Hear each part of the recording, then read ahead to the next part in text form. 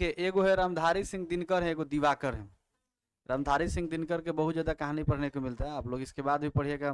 10th में तो रामधारी सिंह दिनकर को मिलेगा, 11th में भी, 12th में भी, और इंटर में तो बहुत ज़्यादा लिखे हैं, ग्रेजुएशन में बहुत ज़्यादा लिखे हैं रामधारी सिंह दिनकर। और सेम नाम है, थोड़ा सा क्या दिनकर और दिवाकर में अंतर है, ठीक है ना। तो यहाँ पे देखिए, सबसे पहले देखिए रामधारी सिंह दिनकर दिवाकर का, रामधारी सिंह दिवाकर का जन्म हुआ था नरपतगंज में। कहाँ पर हुआ था?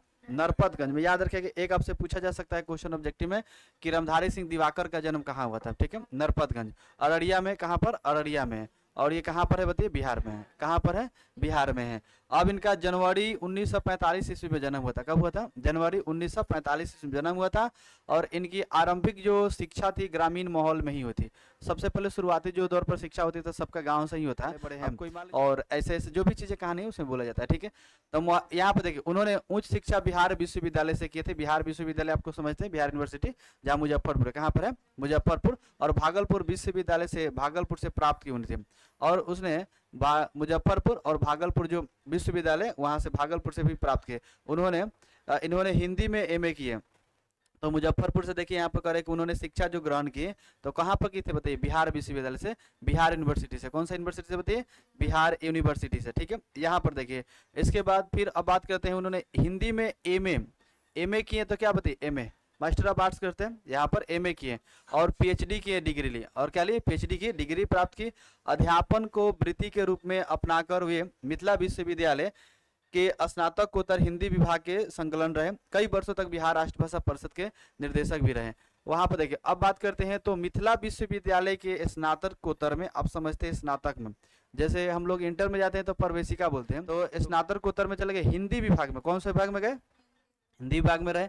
और कई वर्षों तक बिहार राष्ट्रभाषा परिषद के निर्देशक भी रहे। हमारी जो भाषा है राष्ट्रभाषा, जो राष्ट्रभाषा होते हैं उसका निर्देशक भी रहे। रामधारी सिंह दिवाकर की पहचान मुख्य रूप से एक कथाकार की है। अगर कथा समझिए, सिंपल बात है, कथाकार सही है। इन्होंने कहानी और उपन्यास विपुल संख्या में लिखे हैं, बहुत ज्यादा संख्या में लिखे हैं। इनके कहानी संकलन है नए गांव में, अलग अलग अपरिचय, बीच से टूटा हुआ, नया घर चढ़े, सरहद के पार, धरातल, मखान पोखर, माटी पानी। इनके उपन्यास है क्या घर क्या परदेश, काली सुबह का सूरज, पंचमी, तथ्य पुरुष, आग पानी और आकाश। इनके अतिरिक्त 2 संपादित कहानी संग्रह, लेख, समीक्षाएं भी प्रकाशित है। ये सारी चीज हम लोग जो भी चीजें दिया गया, नया गांव, अलग जी समाज, कहानी है, इसमें याद रखेंगे। आपसे एक तरह से क्वेश्चन पूछे जा सकते हैं, जैसे मान लीजिए कि बताइए कि अलग अलग अपरिचय के लेखक कौन है बताइए? रामधारी सिंह दिवाकर। आपसे पूछेगा नए गांव में बताइए। तो इस तरह से एक इसमें से यहाँ पर आपको लिया जाएगा और यहाँ से क्वेश्चन पूछा जाएगा, ठीक है। तो आप लोग एक याद रखेगा। इसके बाद हम बात करते हैं, यहाँ पर देखिए, अब दिवाकर की कहानी आजादी के बाद भीतर से बदलते और टूटते हुए गांव की पीड़ा की ऐसी कहानी है जो गांव पर लिखी जाने वाली कहानी से थोड़ी भिन्न है। देखिए, अगर बात करते हैं दिवाकर जी की, तो इनकी कहानी जो है आज़ादी के बाद से भीतर बदलते हुए और टूटते हुए गांव है। आज़ादी के पहले के नहीं, आज़ादी के बाद की कहानी है। लेकिन गांव के किस तरह से अंदर लोग टूट जाते हैं, गांव में किस तरह से भी करते हैं, गांव से ही है, थोड़ा सा हटाकर है, थोड़ा सा भिन्न है, गांव में ही है। पिछली दशब्दियों में गांव के जो नौकरी पेशा की वर्ग शहरों की अधिवासी हो गया है, उस वर्ग के संस्कार की जड़ें गांव में फैली है। जो 10 शताब्दी में नौकरी पेशा वर्ग शहर का आदिवासी हो गया, उस वर्ग के संस्कार की जड़ें गांव में फैली है। लेकिन शाखाएं और फूल पत्ते शहरी असमान से लहलाते हैं। ये वर्ग संस्कार गांव से जुड़ी हुई फैली हुई शाखा है, लेकिन इसका जो कह रहे कि फल पता है, फल पता कहने का मतलब हम आगे समझाएंगे। ये कह रहे कि जैसे एक व्यक्ति होते हैं, संस्कार तो भरा हुआ है, लेकिन कुछ उसको ये होता है कि संस्कार को बांट रहे हैं, कुछ संस्कार को सिखा रहे हैं, कुछ संस्कार और ग्रहण करें, वो अलग चीज है। तो ये पाता पर गाछ पर वृक्ष पर कहा गया, आगे हम इसका चर्चा करेंगे। तो लेकिन फूल और पत्ते सारे आसमान से लहलाते हैं। इस वर्ग का अंतर्विरोध गांव के जीवन का वो अंतर्विरोध है जो शहरी संसर्ग से उत्पन्न हुआ है। इस रूप में दोनों पक्षों का व्यक्ति और समाज जिससे जगह टूटा है, रामधारी सिंह दिवाकर की कहानी उसी जगह से आकर ग्रहण करती है। ये सब जो गांव के अंतर्विरोध कहानी शहरी से जो उत्पन्न हुआ है, जहाँ पर खत्म हो जाता है दोनों पक्ष व्यक्ति और समाज की जगह, वहां से ये स्टार्ट करते हैं जहाँ पर खत्म हो रहा है। सुखी नदी का पुल गांव के सामाजिक ताने बाने में आए बदलाव की कहानी है। अगर हम बात करते हैं कि सुखी नदी का जो पुल है, ये कहानी है, क्या है बताइए? ये कहानी है, ठीक है ना। तो गांव के सामाजिक ताने बाने में आए बदलाव की कहानी। ये लोग ताना वाना जैसे नहीं मारते हैं, बहुत सारे देखिएगा होता है, जैसे किसी का बगल में नौकरी हो जाएगा, तो घर में कोई बच्चा है तो उसको जीने नहीं देगा, ताना मारेगा उसी को, बगल वालों को भी ताना मारते हैं, घर में भी ऐसे होता रहता है। तो ये सब कुछ ऐसे कहानी यहाँ पर मिले। गाँव के उच्च वर्ग और निम्न वर्ग के बीच में लगातार बढ़ती फौक तो इस कहानी में दिखती है, साथ ही उस फौक को फटने वाली मानवीय दृष्टि से प्रतिष्ठित होती है। तो इसमें क्या होता है कि आपके कुछ निम्न वर्ग, उच्च वर्ग, मध्यम वर्ग और आपका निम्न वर्ग की कहानी, इसके बीच में कहानी आपका आता है, ठीक है ना। लेकिन इस कहानी में हम लोग को पढ़ने के मतलब उच्च गांव के वर्ग और निम्न वर्ग, यानी उच्च गांव के उच्च वर्ग और निम्न वर्ग, जैसे मध्यम वर्ग हटिए, हम लोग कई सारे कहानी में मध्यम वर्ग और निम्न वर्ग के बारे में पढ़ते हैं, लेकिन इसमें पढ़ेंगे उच्च वर्ग और निम्न वर्ग की कहानी के बारे में पढ़ेंगे, ठीक है ना। तो ये आपका जो है बताइए, सुखी नदी का पुल क्या है बताइए, सुखी नदी, रामधारी सिंह दिवाकर, ठीक है, आप लोग याद रखिएगा।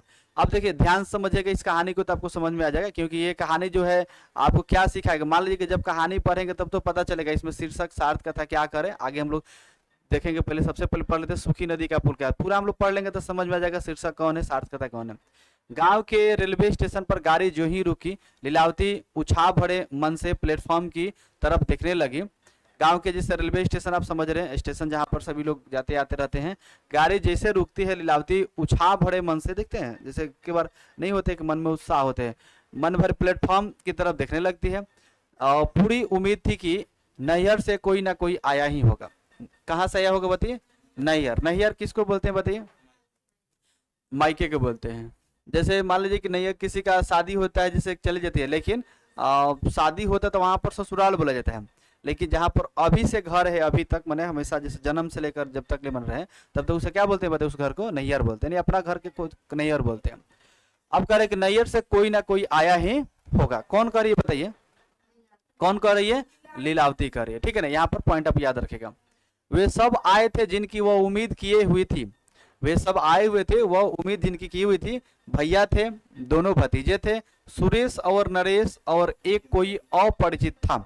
उसमें जो भी उम्मीद किए थे सभी लोग आए थे। कौन थे बताइए, भैया भी आए थे, दोनों भतीजे थे, भैया के बेटा को क्या कहते हैं, भतीजे कहते हैं। सुरेश और नरेश, कौन थे, सुरेश और नरेश।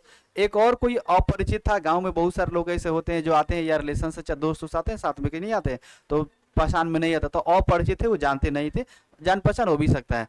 अपनी अगवानी में इन सबको आया देख लीलावती को ऐसा लगा जैसे सूखी प्यासी धरती पर बादल बरस गए हो गए। अब देखिएगा जैसे क्या होता है कि अब तो टेलीफोन बहुत सारी चीजें आ चुका है, तो करे कि अपनी अगवानी में इन सबको जब देखा लीलावती, तो देखिए तो क्या हुआ कि लगा कि सूखी जो प्यासी धरती थी अब वो बादल बरस गए हैं। अब उसके अंदर थोड़ा सा खुशी आ गई, तो बादल समझिए। स्टेशन के बाहर जीप लगी हुई थी। अब जीप लगी हुई थी तो लीलावती को प्रसन्न होना चाहिए था जीप देखकर प्रसन्न होने चाहिए, लेकिन मन को जाने की ठेस सी लगी थी। ठेस समझ रहे, थोड़ा सा दुख हो गया, ठेस लगी थी। उसने तो सोचा था टप्पर वाली बैलगाड़ी या उहाड़ वाली बैलगाड़ी आई होगी। उसने उस समय का जब चलता था उस समय ऐसा टप्पर वाली बैलगाड़ी आई होगी या उहाड़ वाली बैलगाड़ी आई होगी, उसको ऐसा लग रहा है। क्योंकि मान लीजिए कि आए थे, अब उनको फिर लेकर जाना भी तो वहां से, जैसे आने जाने, जैसे ससुराल गए, नैहर गए, तो बहुत सारे लोग आते हैं। अब मान लीजिए कि नैहर से लोग आए थे तो कहाँ गए थे बताइए, ससुराल गए थे। ससुराल से तब ना लोग बुला के, इसके भैया थे, भैया के बेटा को भतीजा कहते थे। अब करे कि अपने जीप है बुआ, अब क्या करे, अपनी जीप है बुआ, बोलता हुआ सुरेश ड्राइवर वाली सीट पर बैठ गया। बोल रहे कि अपनी ही जीप है, किससे बोल रहा है बताइए, बुआ से बोल रहे, नहीं किससे बोल रहा है, लीलावती से बोल रहा है, क्योंकि वो भतीजा है तो वो बुआ हो जाएगा, फुआ हो जाएगा उसको। अब फुआ मत कहिए लो। नरेश जीप के पास खड़ा था और बार बार अपनी पैंट की फूली हुई जेब को टटोल रहा था। टटोल मतलब समझ रहे, ऐसे लगाना, उसको देखना, ऐसे करना, टटोल रहा था। जीप की सीट पर सुविधाजनक ढंग से बैठने के लिए उसने जेब से कोई काली सी चीज निकाली और झट से तौलिए में लपेट लिया। उसने जेब से क्या निकाली बताइए, काली सी कोई चीज निकाली। तो कौन सा चीज निकाली होगी, पॉइंट आप हमेशा याद रखिएगा, ठीक है। आप कह रहे तौलिए से लपेट लिया, तौलिए में क्या छिपा रहा है बताइए नरेश, तौलिए में कुछ ना कुछ छुपाया था ना। अब कहां से निकाला था बताइए, अपने पॉकेट से निकाला और तौलिए में क्या किया, जड़ से लपेट लिया। तो फिर आखिर क्वेश्चन आता कि तौलिए में क्या छिपा रहे हो नरेश, तौलिए में क्या छिपाया था नरेश, कुछ ना कुछ छिपाया था। किस कलर का था बताइए, काला कलर के था। कुछ नहीं बुआ, पिस्तौल है। क्या करें, कुछ नहीं बुआ, पिस्तौल है, क्योंकि बुआ पूछ रहे उसे। चौंक गई लीलावती, क्योंकि बुआ का नाम क्या था उसका, फुआ नहीं है कह के, बुआ कहना है, फुआ कहना है। पिस्तौल है, चौंक गई लीलावती, पिस्तौल है और कहते हो कुछ नहीं है। भैया मुस्कुराते हुए बोले इसमें अचरज की कौन सी बात है बुच्ची दाएं। क्या कर इसमें अचरज की कौन सी बात है बुच्ची दाएं। बचपन के नाम होगा, जैसे आप लोग का नाम है कलौती या इस तरह इसका भी नाम होगा। भैया के मुंह से बुच्ची दाएं संबोधन कितना प्यारा कितना सुखद लगा था लीलावती को। उसने भैया की तरफ गौर से देखा, उनके खादी कुर्ते की जेब भी फूली हुई थी। खादी कुर्ते की जेब था वो क्या था बताइए, फूली हुई थी। समझ में आ रहा ना, अब फूली हुई तो उसमें भी था, कहीं वहू में होगा। आपकी जेब में क्या है, आपकी जेब में भी पिस्तौल है क्या, लाइसेंस वाली है, लाइसेंस वाली है ना, पूछ रहे कि लाइसेंस वाली मन है ना, लाइसेंस वालों जितना पिस्तौल हो सब लाइसेंस होता है, बहुत लोग बिना लाइसेंस के भी चलाते हैं हम। भैया हंसने लगे थे, अरे नहीं रे पगली, लाइसेंस लाइसेंस नहीं, लाइसेंस वाइसेंस नहीं है, डायरेक्टर रखे हैं। पगली है यहाँ पर, बगली नहीं लिखा है, कह रहे कि नहीं यहाँ पर लाइसेंस वाइसेंस नहीं है। अपने गांव की बनी है, कहाँ की बनी है, गांव की बनी है। कहाँ पर, कंट्री मेड, कह रहे अपने गांव की बनी है, कहाँ, कंट्री मेड। लीलावती की बेशक उम्र की बड़ी बड़ी मासूम आंखें आश्चर्य से कुछ ज्यादा बड़ी हो गई थी। बेशक समझ रहे हैं कि जैसे सामान्य आंखें था, सामान्य आंखें था, लेकिन अब वो आंखें कैसा होगी, मासूम आंखें, बड़ी बड़ी आंखें थी, मासूम आंखें थी, आश्चर्य से कुछ ज्यादा बड़ी हो गई। दिखेगा लाल पियर होना, आंख बढ़ जाना, बाहर निकाल जाना, जिसे गांव में जिसे देखेगा लड़ाई करते हैं लोग, झगड़ा करते हैं लोग, आंख बाहर निकाल के, दांत बाहर निकाल के सब लड़ती है, सब देखते हैं, सब एकदम सब इस तरह से करें हम। जीवन भर खादी के कपड़े पहनने वाले भैया की जेब में पिस्तौल। अब खादी के जो कपड़ा पहन रहे हो क्या वो पिस्तौल नहीं रख सकते हैं, और खादी के पहनने वाला पिस्तौल नहीं रख सकते हैं, क्योंकि अपना जीवन भर लोग की सेवा किए हैं। समय से समय ही ऐसा आ गया है बुच्ची दाएं, अपनी सुरक्षा के लिए यह सब अब रखना पड़ता है। गांव अब पहले वाला गांव नहीं रहा। जब से आरक्षण लागू हुआ है, बैकवर्ड फॉरवर्ड की दुर्भावना बुरी तरह से फैल गई है।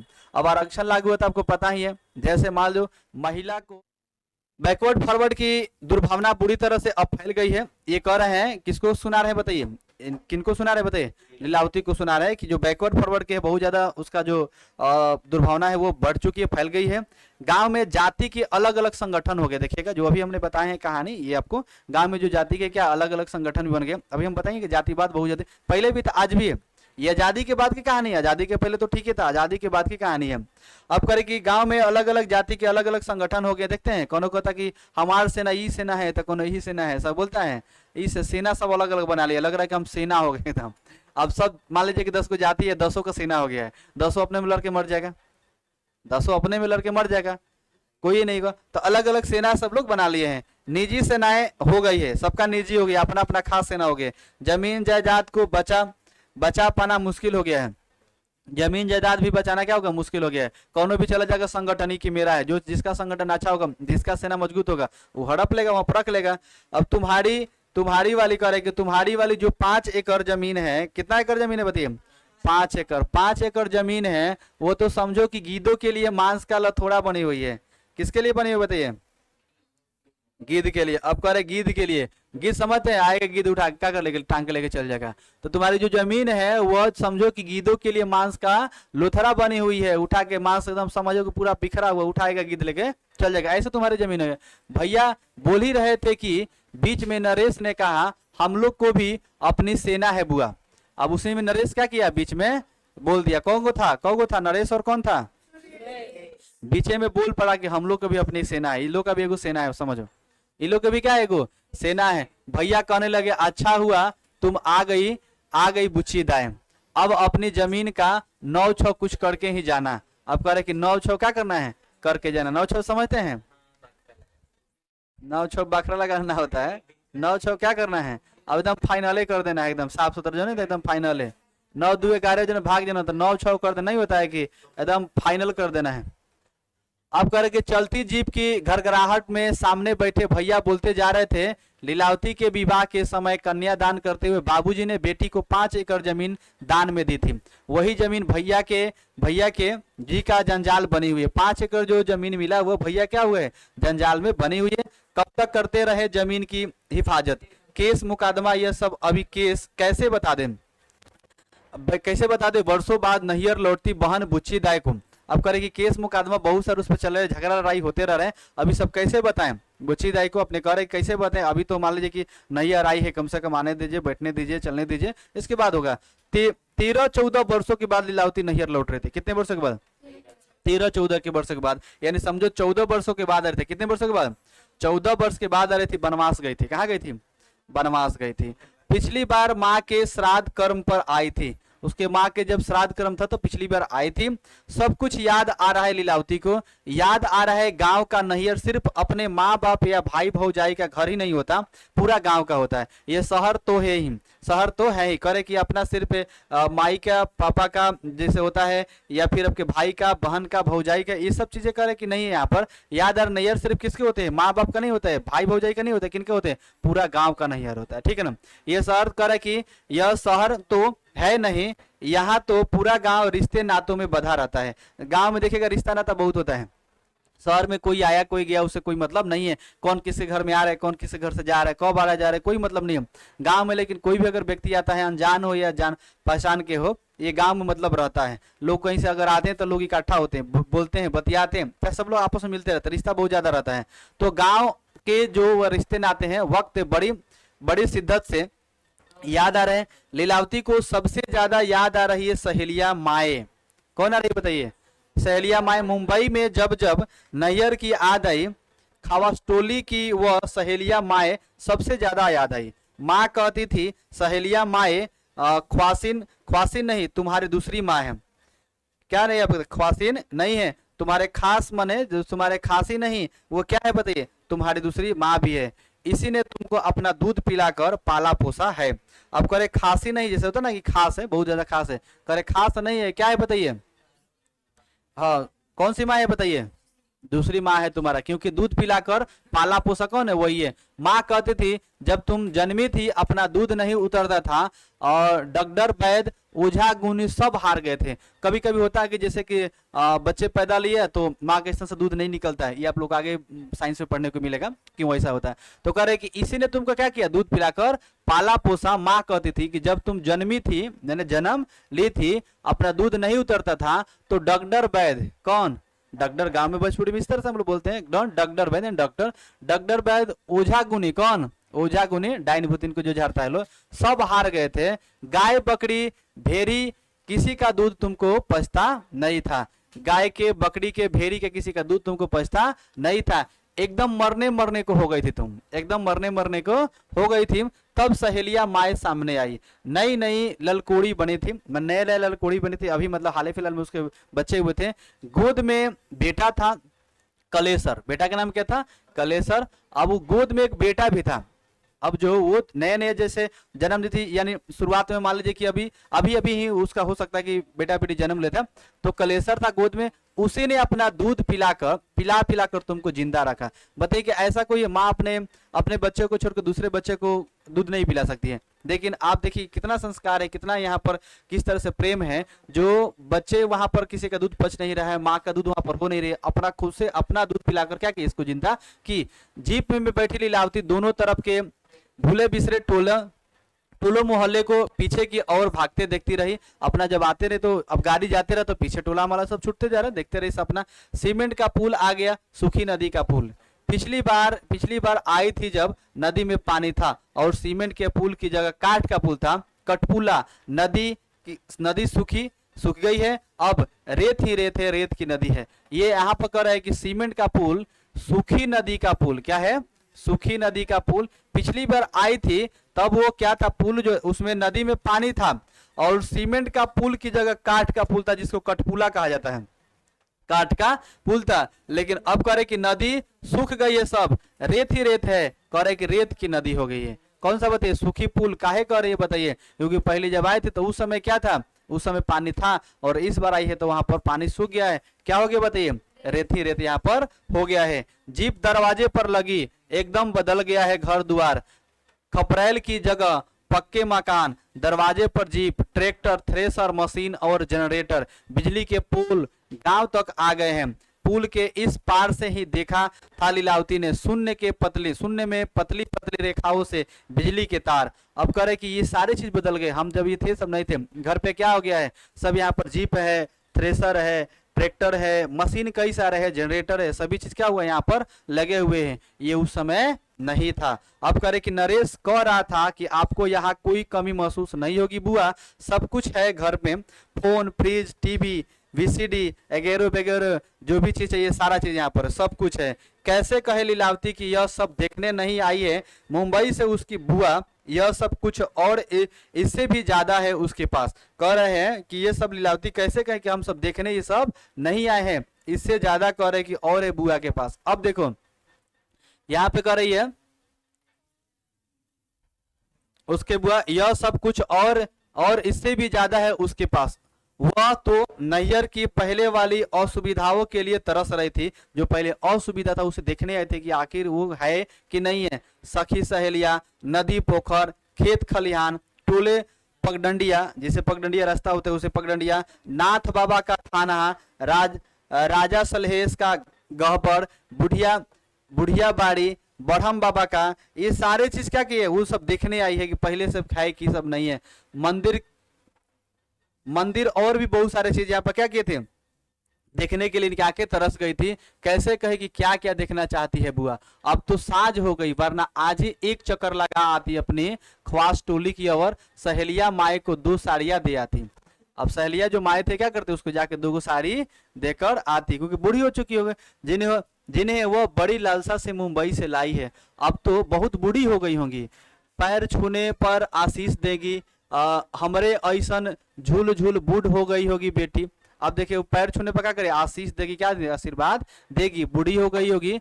अब करे बहुत बूढ़ी हो गई होगी, पैर छूने पर क्या देगी, आशीष देगी, आशीर्वाद देगी। हमरे ऐसन झूल झूल बूढ़ हो जइहे बेटी, हमरे ऐसन झूल झूल बूढ़ हो जइहा बेटी, माने झूल के जिस हम जगह बूढ़ा हो गए वही के क्या हो जिया बूढ़ा हो जिया।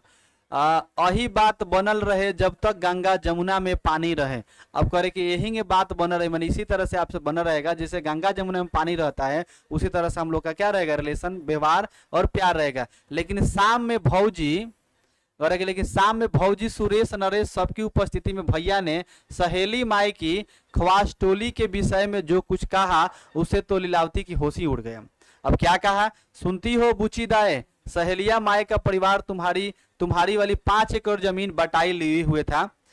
उसका बेटा है ना कलेसरा, उसने जमीन पर सिकमी बटाई का दावा ठोक दिया है। यह सब मैंने तुमको कभी बताया नहीं। केस मुकदमा चला, जमीन पर पहले दफा 107 लगा, फिर 144 लगा, मामला हाई कोर्ट तक पहुंचा। हम लोग का क्या मुकाबला करता, कलेसरा केस में हार गया, हम लोग की डिग्री हो गई। अब ये कह रहा है कि जो तुम्हारे माए थे उसका बेटा कौन है बताइए, कलेसरा। अब उस पर क्या किया, तुम्हारे जो जमीन मिला है उस पर दावा कर दिया है। अब समझो यहाँ पर, अब कह रहे के 44 लगा, 107 लगा, सारे धारा चला, कोर्ट में मुकदमा चला, ये सब होते गया। लेकिन क्या हुआ, हम लोग को डिग्री मिल गई। भैया बोलकर मुस्कुराने लगे। नरेश बगल में बैठा हुआ था, बुआ की तरफ देखते कहने लगा, असल बात तो बता ही नहीं रहे बाबूजी। असल बात यह है कि कलेसरा एक खूनी राजनीतिक पार्टी से जुड़ा हुआ है।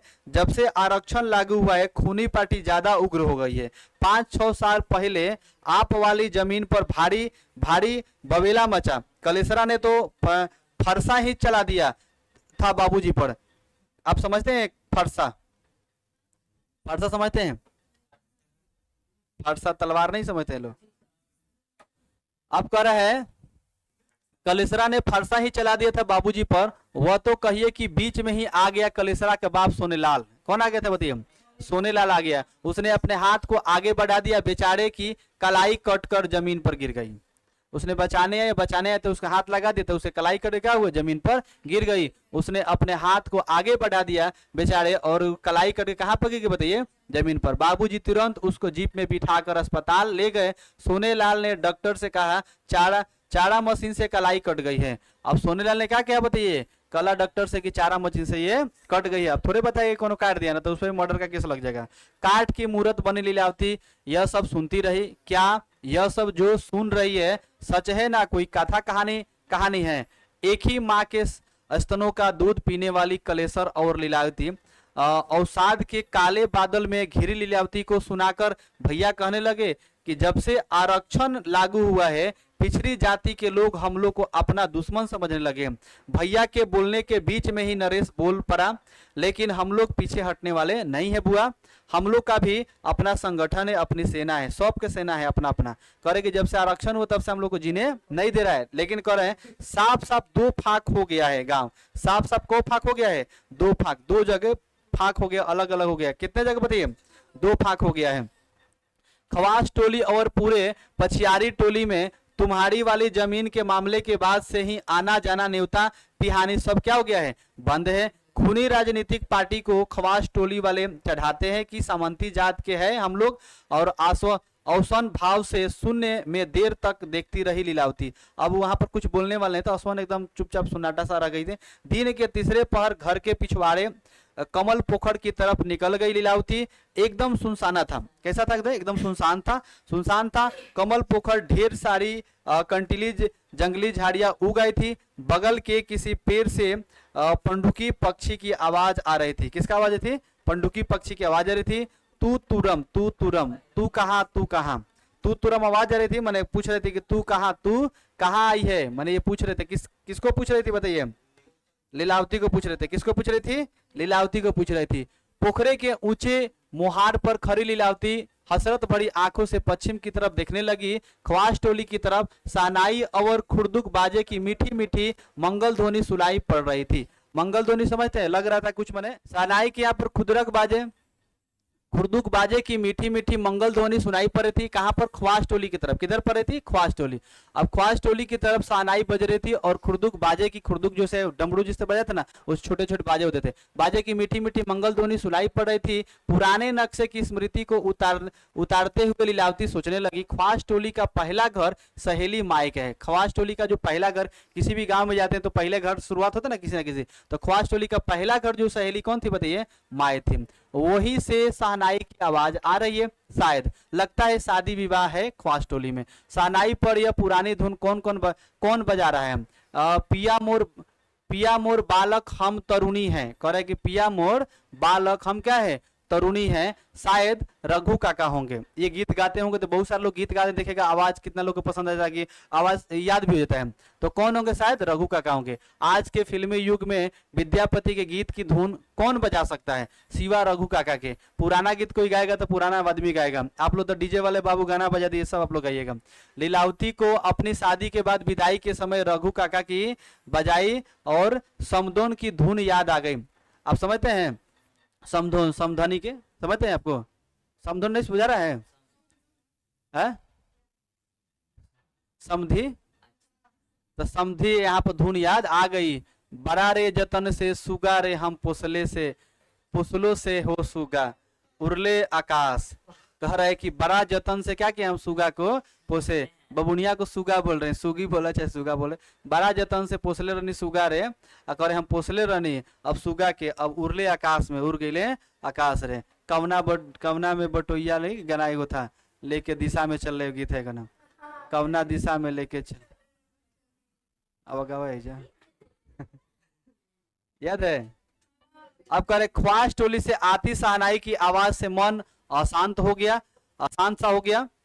भौजी से पूछा, उधर ख्वास टोली में कोई शादी विवाह है क्या भौजी? तो भौजी को कुहरते हुए बोली, मुझे क्या पता बुची दाई की, ये कहा क्या हो रहा है? तब तक नरेश आ गया, बोला हाँ शादी है कलेसर की बेटी की। अपना हलवाहा बता रहा था।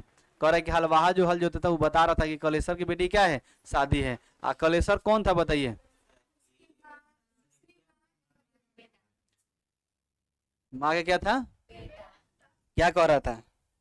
अब कह रहे कि कलेसर की बेटी सहेली माई की पोती।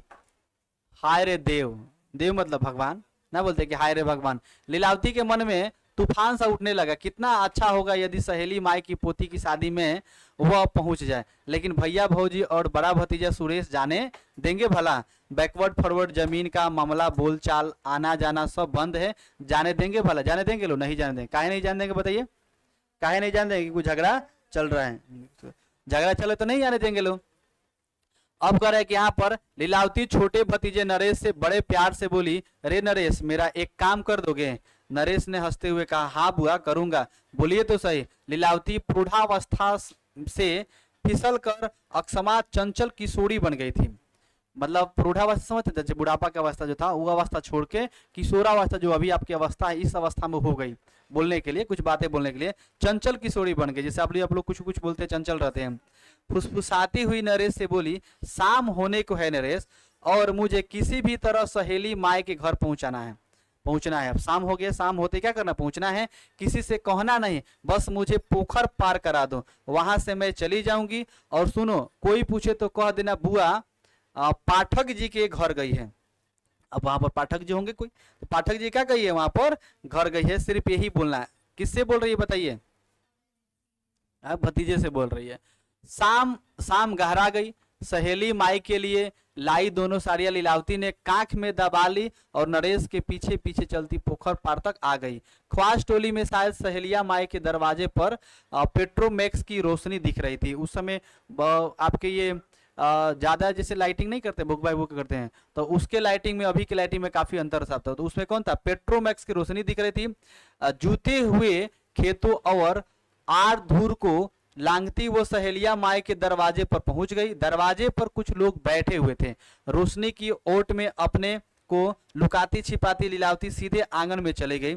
फूस के वही 3 छोटे छोटे घर, छोटा सा आंगन, गांव समाज की औरतों और बच्चों से आंगन भरा हुआ था। गीत नाद हो रहा था। बाहर दरवाजे के किसी कोने में बैठे रघु काका किसी पुराने फिल्मी गाने की धुन बजा रहे थे। भीड़ भाड़ में किसी का ध्यान नहीं गया लीलावती की तरफ। ऊसर पर पंजों के बल से, क्योंकि वहां पर ध्यान नहीं गया था, भीड़ भाड़ में शादी में सब लोग आते जाते हैं, तो ऊसर के पंजों के बल से बैठी सहेली माई को लीलावती ने पहचान लिया। कौन पहचान लिया बताइए, लीलावती ने पहचान लिया। लीलावती ने पहचान लिया। वह चुपके से उसके पास गई और पैरों पर गिर गई। अब गिर पड़े, वहां पर जो प्रणाम होते वो गिर गई। आंखों की मंद ज्योति के कारण सहेलिया माई पहचान नहीं सकी, क्योंकि वहां पर उसके आंख क्या हो गए थे, खराब हो गए थे। जैसे कुछ समय पर वृद्धावस्था के बाद आंख कम दिखता है, जैसे किसी को रतौंधी हो जाता है या किसी को कम दिखने, बहुत सारे बीमारियां होते हैं। तो मंद ज्योति कारण थोड़ा सा आंख से कम दिख रहा था, नहीं पहचान पाएगी। नहीं पहचानना काकी, मैं लीलावती बुच्ची दाई लाल बाबू की बेटी। किसकी बेटी है, लाल बाबू की बेटी। तब तक दूसरी औरतें आ गई वहां। अरे बुच्ची दाई, लाल बाबू की बेटी, बम्बे वाली बुच्ची दाई, लेकिन यहाँ कैसे, घोर अचरज। अब कह रहे कि अब अजगैबी बात है, माने नहीं होता है कि अचानक आ गई, कैसे आ गई, और ये ऐसा इसके घर से झगड़ा है तो इसके घर में कैसे आ गई। सहेलिया माई के सूखे स्तन में जैसे दूध उतर आया। लीलावती सहेलिया माई के सीने में अपना चेहरा छिपाए देर तक सुबक सुबक कर रोती रही। अब पहचान के देखिएगा, जब आते हैं, कोई बाहर से आते हैं, चाहे कहीं से आते हैं, चाहे घर में बेटी होती, माँ होती है, तो देखिएगा दोनों खूब रोती है, माई हो बाबू हो, ना जब घर हम देखिएगा। बाढ़ के पानी से यह खबर पूरे सुलकन टोले में फैल गई। अब बाढ़ के पानी से एकदम बाढ़ के पूरा पानी गांव भर में फैल जाला, वही पूरा क्या हुआ, गांव भर में क्या हो गए, फैल गए कि लीलावती आई है। अब किसके घर से आई है बताइए, लाल बाबू की बेटी आई है, बुच्ची दाई। कौन आई है, बुच्ची दाई है। अब सुलकन टोले में फैल गई पूरा चारों तरफ से एकदम। गजब बात, बबुआन टोले से इतनी दुश्मनी चल रही है, आना जाना टोका चाली सब बंद है, और बुची दाए अनहरिया रात में गिरती पड़ती आ गई सहेली माई के घर। लोग उमर पर लीलावती को देखने के लिए, गांव भर के लोग आ गए। कैसे लीलावती, ये बॉर्डर लगा है, गांव में झगड़ा झंझट है, कोई आना जाना तक नहीं है, कैसे आ गई, गिरती उड़ती सब चलिए। जिंदगी की ऐसी सार्थ कथा लीलावती को कभी महसूस नहीं हुई थी। भीतर जैसे आह्लाद का सागर उमड़ रहा था। बूढ़े सोनेलाल दौड़ते आए दरवाजे से। बुच्ची दाई को देख आंखें में आंसू आ गए। आशीष के लिए उठे दाहिने लूले हाथ को, अब देखिए दाहिने लूले हाथ, जैसे हाथ कट जाता तो लूले हाथ बोलते, दाहिने लूले हाथ को अपलक देखती रही लीलावती। उसारे पर बैठते हुए भड़ाई आवाज में, भारी आवाज, रोई है जो आवाज भारी निकल रहे हैं, भारी आवाज में कहने लगे, सोनेलाल तुम आ गई बुच्ची दाई, जिंदगी का सुफल मिल गया। सुफल समझते माने सफल हो गया, तुमसे मिल गए। विश्वास नहीं हो रहा है कि अपने आंगन में बुच्ची दाई को देख रहा हूं, लगता है कोई सपना है। बोलते बोलते रोने लगे सोनेलाल। कौन रोने लगे, सोनेलाल। उसको विश्वास नहीं हो रहा कि तुम हमारे यहाँ पर आई हुई है। तभी दौड़ता दौड़ता कलेसर, कौन, तभी दौड़ता दौड़ता कलेसर आ गया और एकदम से लीलावती के पैरों पर गिर गया और रोता रहा देर तक। कितने देर तक रोता रहा? काफी देर तक रोता रहा। विवाह के उल्लास भरे वातावरण में आंसू की यह गंगा जमुनी बाढ़, इस बाढ़ में किसका कितना कुछ डूबा बहा कौन जाने। करे कि अभी जो एकदम ये आपका जो विवाह है, उल्लास है, हंसी खुशी के माहौल है, और उसमें आंसू बहने लगे। क्या बहने लगे? आंसू। गंगा जमुना बाढ़ की, जैसे गंगा जमुना समझो उसे बाढ़ बढ़ रहा है, कितना कुछ डूबा है, कितना बहा है कौन जाने। लीलावती के सामने दोनों हाथ जोड़े और प्रायश्चित के दलदल से उबरने की कोशिश में बोलने लगा, भूल चूक माफ कर देना दीदी, देना दीदी, अब से हाथ किसी पर कभी नहीं उठेंगे। लीलावती कलेसर की पीठ थपथपाती रही और याद आ रही थी कि भैया और भतीजे की बात। कलेसर किसी खूनी राजनीतिक संगठन से जुड़ा हुआ है। उस आंगन में कुछ देर के लिए सब कुछ ठहर सा गया था, जैसे ठकुआ मार देना रुक गया था, लगता था समय ही रुक गया है, ऐसा एकदम माहौल उस समय हो गया था। देर रात बगल के गांव से बारात आई, विवाह की विधियां चलती रही। सारी रात गांव की औरतों के झुंड में बैठी लीलावती की विवाह के भूले बिसरे गीत गाती रही। और सुबह हो गई। बैसाख के महीने के सूरज बांस पर ऊपर चढ़ आया। लीलावती भैया के घर लौटने के लिए तैयार थी। गांव की अपनी बुच्ची दाई को विदा करने खवास टोली के लोग ही नहीं, पूरे सुलकन टोले के लोग, औरत बच्चे सब एकत्र थे। इन सब से घिरी लीलावती आम बगान के इस पार तक आई। पोखर के मोहर पर भैया, भौजी, बहू, भतीजे और बबुआन टोले के भीतर लोग खड़े थे, एकटक इसी तरफ देख रहे थे। इतना लोग इनको यहाँ पर विदाई करने के लिए खड़ा थे, समझो यहाँ पर इस तरह से माहौल यहाँ बन गया था। इसके बाद बायल की, कौन सा बायल गाड़ी समझते आप लोग? बायल की गाढ़ी लाल साड़ी पहने और भर मांग सिंदूर पोते लीलावती पोखर के मोहर पर आई। सारे लोग स्तब्ध लीलावती को देखते रहे। मुंबई में सारी आधुनिक सुविधाओं के बीच रहने वाली लीलावती इस वक्त पूरी देहाती लग रही थी। अब बताओ कि मुंबई में रहने वाली, इतना सपनों का शहर कहा जाता है मुंबई को, वहां पर रहने वाली अब एकदम देहाती पूरी तरह से लग रही है। चेहरे पर परम उपलब्धि की अपूर्व आभा है। भैया, भाभी, भतीजे सब चुप, ना कोई आरोप प्रत्यारोप, ना रोष, ना उलाहना। नरेश भौचक सा बुआ की सिंदूरी चेहरा देख रहा था। इस तरह से माहौल हो गया था, कोई किसी को कुछ बोल नहीं रहा था। दूसरी सुबह भैया ने लीलावती से उसकी 5 एकड़ जमीन की बात चलाई।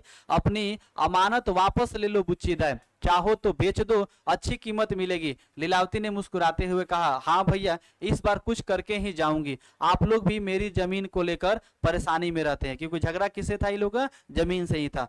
कितना एकड़ जमीन की बात हो रहा था? 5 एकड़। दोपहर बाद भैया ने संदूक से जमीन के कागजात निकाले और लीलावती के हाथों में देते हुए बोले, हाल में ही कटाई की गई लगान की रसीद भी इसी में है। दोनों हाथ में जमीन की कागजात लिए लीलावती भैया, भाभी और दोनों भतीजे को चुपचाप देखती रही।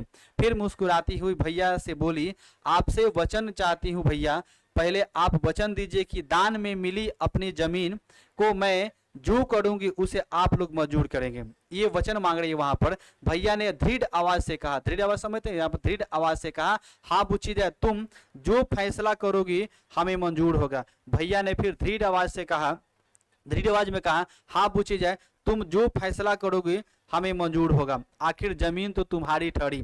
अब कहेगी जमीन किसका है? तुम्हारी है। तुम जो फैसला सुनाओगे, जो तुम कहेगी वही होगा। ठीक है, तो यहाँ पर बुच्चीदा ने क्या करती है, यहाँ पर अब ये करे कि आखिर तुम जमीन तो तुम्हारी ठहरी, वो भी दान की जमीन लीलावती भैया की आंखों में झांकने लगी। मुझे आप लोग की दुआ से कोई कमी नहीं है भैया, इसीलिए दान में मिली जमीन मैं दान ही में देना चाहता हूँ कि मुझे ये दान में 5 एकड़ जमीन मिली, हम ये नहीं रखेंगे, हम भी किसी को दान करते हैं। आप वचन दे चुके हैं, जैसा होता ना, कर है कि मुकरिएगा नहीं, यानी वादा से मुकरना नहीं है। मैं यह जमीन सहेली माई को रजिस्ट्री करना चाहती हूँ। दूध का मोल कौन दे सकता है, फिर भी मैं इस जमीन को क्या करता हूँ, मैं किसको देने? सहेली माई को देना चाहती हूँ। झगड़ा हमेशा हमेशा के लिए खत्म है ना सुरेश, नरेश, भौजी है ना, सब हतप्रद। अब हतप्रभ माने ठकुआ जैसे मार देना सबको। और लीलावती का चेहरा ऐसा दिख रहा था जैसे कोई बहुत बड़ी चीज मिल गई हो। उसे हंसती हुई भैया से बोली, सहेलिया माई और कलेसर कल फारबिसगंज रजिस्ट्री ऑफिस में मिलेंगे, मैंने कह दिया है उनसे, मेरा मान रखिएगा भैया, पता नहीं फिर कब लौट कर आना हो नैहर, आपको और सुरेश नरेश को भी साथ चलना होगा। अब सीना खत के लिए बुआ के अप्रत्याशित फैसले पर सुरेश और नरेश एक दूसरे का चेहरा देखते रहे और इसके दूसरे दिन भैया लीलावती का मान रखने के लिए फारबिसगंज जाने के लिए तैयार थे। जीप में ड्राइवर की सीट पर सुरेश था। भैया की खादी के कुर्ते की जेब में पिस्तौल की जगह जमीन के कागजात का पुलिंदा था।